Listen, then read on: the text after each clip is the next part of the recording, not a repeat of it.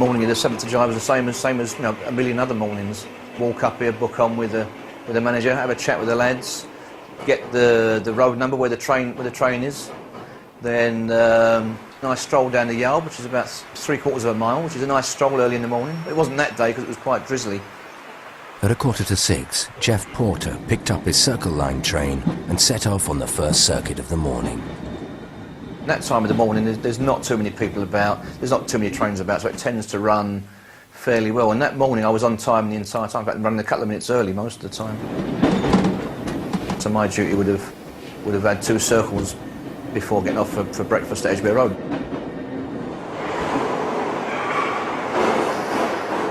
Gary Stevens is a duty station manager at Russell Square. I started work at approximately 7:30.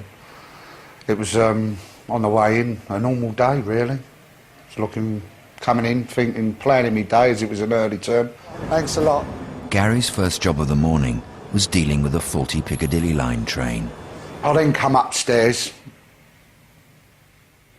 started my normal office band duties. It was a quiet morning, and so, in fact, it was boringly quiet. Celia Harrison was supervising the station at Aldgate. It's just an office, it's not really a control room. That's where I was. We have 2 screens.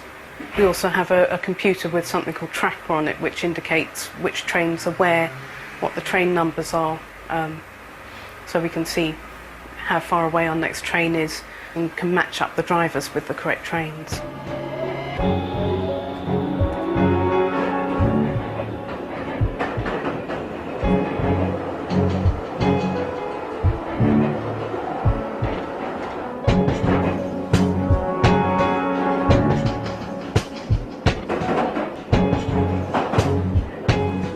Ellen Brush was on her way to a meeting. She'd boarded a crowded train at Finsbury Park. But it was incredibly busy, and I got down onto the Piccadilly line station just as the train was coming in. And in fact, I was going to get on the second carriage, but I don't know, for some reason, even though it was really busy in all the carriages, I decided to fight my way down the back and ended up getting, I think, in the second or third carriage from the back. And I was reading about how London had just got the Olympics the day before, you know, so I'm standing there reading.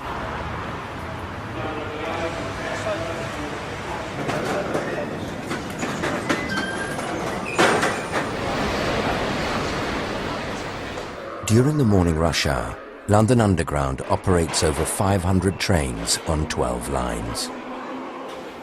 Any problems on the system are reported to the Network Control Centre, where the response is coordinated. Darren McCluskey was the manager on duty that morning. Reasonably normal morning, you know, the Northern Line was suspended. On top of that, we had a defective train on the Piccadilly line at Caledonia Road on the eastbound. While that incident was going on, we had another train on the Bakerloo line at, I can't remember now, Piccadilly Circus, that became defective. So all this was all going on at the same time.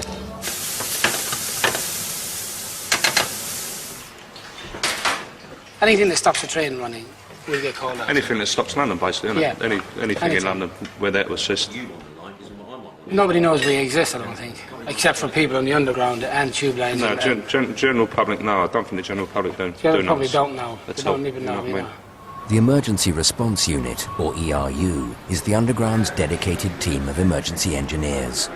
They specialise in moving and securing damaged trains and equipment. Joe Walsh is the ERU team leader at Acton. Well, on the day of the 7/7, we was on a training course here in this building here. The ERU regularly instruct the emergency services in specific techniques for rescuing people caught under trains or in tunnels. We're going to move them down a couple of feet so the dock's going to then get in the space between the platform. We train the fire brigade, the ambulance, the police. So they're used to confined spaces for one, because that's a big thing on the railways, confined spaces. Darkness is another thing. you can't literally move under there, do you know what I mean? Which is another thing. Good effort. Thank you, Hems. Thank you. You're welcome. See you later. Yeah, cheers, Dan. I'll see you later on this week, yeah? All right then. See you later. Ta-da. Pulled it through the block.